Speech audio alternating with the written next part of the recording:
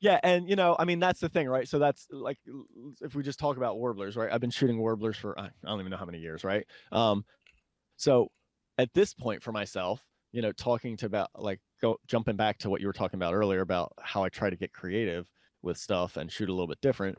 Well, now with my own personal warbler photography, I do seek out going to shoot in the sun, and it means that 99% of those photos are not going to work out because like you said, that bird is not going to land in the right spot, or he's going to land in the spot where there's just a weird branch shadow coming across, or there's a hot spot in the background or whatever. But Mhm. every once in a while it lands in that right spot where I get this like spotlight of sun, and it's a dark background, and I can make a black background or whatever out Yeah. of it. And so it's way harder. Like if I'm going to take somebody out for a job and shoot warblers, well, I'm praying for overcast light because it's just so much more forgiving and easier and gives us way more opportunity.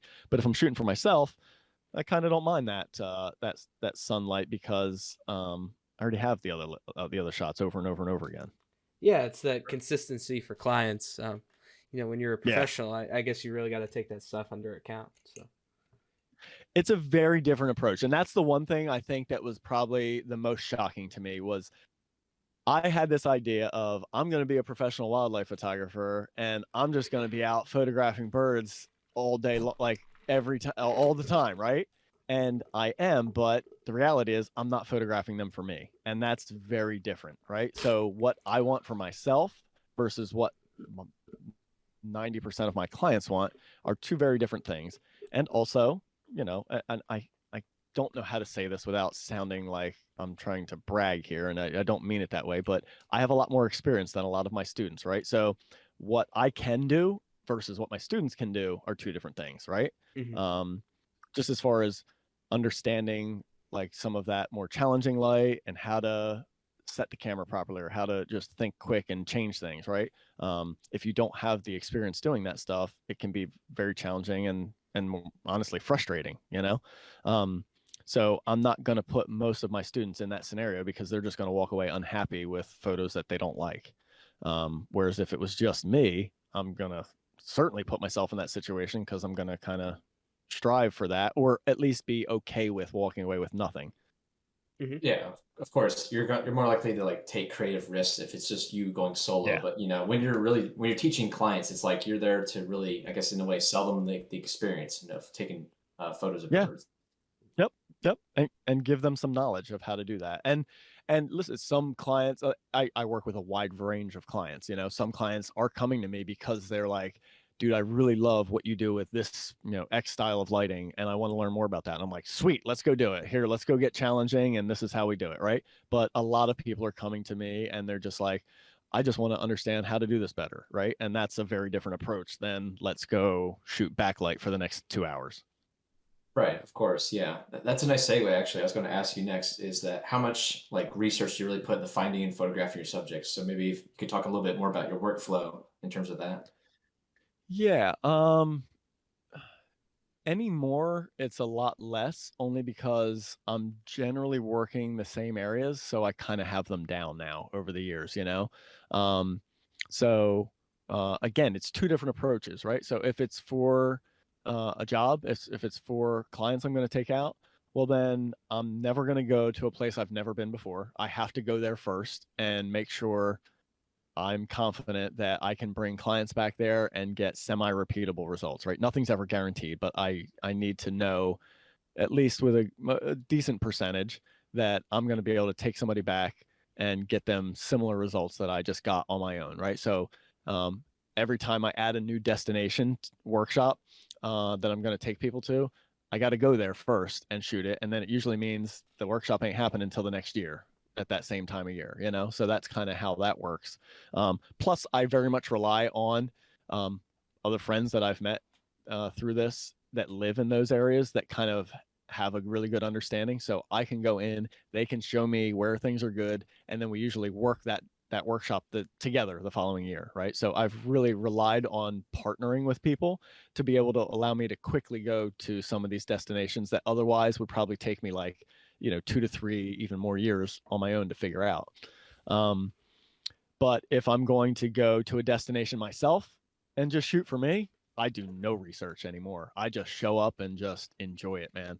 I just love to go to a place now and not have any preconceived notions of what I want to shoot, um, or ideas of species I want to chase. I just like showing up and seeing what unfolds and just kind of going with the flow now.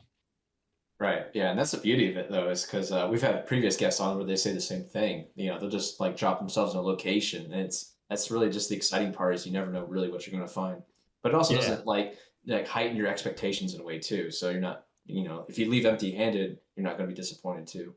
totally, man. My first time going to Alaska with Jamin Taylor was in September of 2021. And he kept messaging me ahead of time. He's like, "Hey man, all right, so what species you want? What do you want to try for?" And I just kept telling him like, "Dude, I don't care. Like, I just want to show up and shoot." You know what I mean? And it was funny because he just continued to ask. He was like, "Are you sure? Like, what do you want?" I'm like, "No, man. Like, whatever, you know." And I went there and had an amazing time.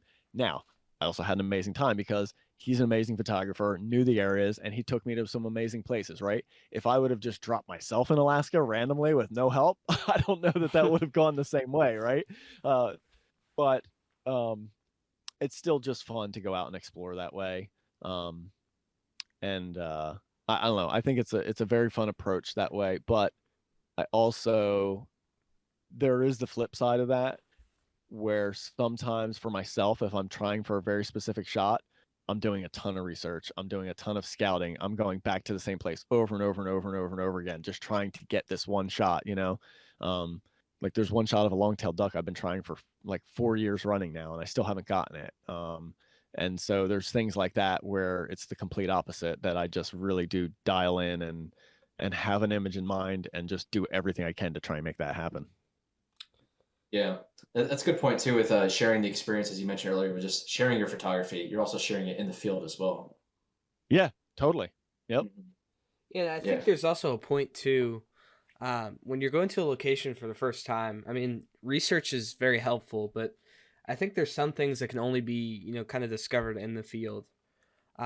Like for me, for example, there's been another number of times that like I'm going for maybe early morning light on a subject, but then there's trees blocking it. Yeah. And it may be hard to see on like a map or something. So I think there's a level of planning, but there's also a level of you just have to go there, like you said, multiple times and really kind of scope out the area. Yeah, and you know what? You bring up a great point there, and it's one of the things I see over and over and over again with my clients and students that I take out.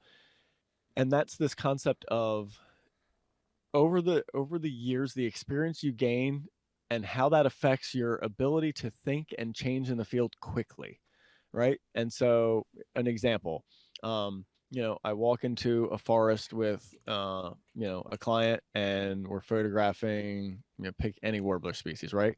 And then all of a sudden, the warbler drops in front of us and starts feeding in a particular area. I instinctually, just without even thinking, start moving in certain directions. And I didn't even notice it until I started teaching it, right? So when I start teaching it, I start verbalizing that and I'm saying, all right, so we're going to move this direction because do you see that in the background over there? That's doing this, or the light's coming in this way. And if we move in this direction, that's going to help like fix this or change this and make this more interesting or more dramatic and blah, blah, blah. But meanwhile, I watch them when they're standing there, and this is how it should be, right? Because they're with me to learn. They just kind of stand there, and the first thing they do is the bird lands, and they just start picking up and shooting, right? And my almost first thought is, all right, where do I go to fix this? And sometimes it's even before the bird's there, right? Sometimes you hear the bird and you know the area it's going to be, and I just start kind of moving and gravitating to certain areas. And then I have people ask me why, and then I have to explain it, you know? And so it's interesting that over the years, like this almost gut instinct of you just start moving certain directions, and sometimes you don't even know that you're doing it. And I didn't even know I was doing it until I had to teach it. it's interesting. Yeah, and it's a really good point about you really have to be actively speaking about what you're doing, your actions, and everything too, and also how they compose a photograph as well. Sure. Yeah. Yeah, definitely.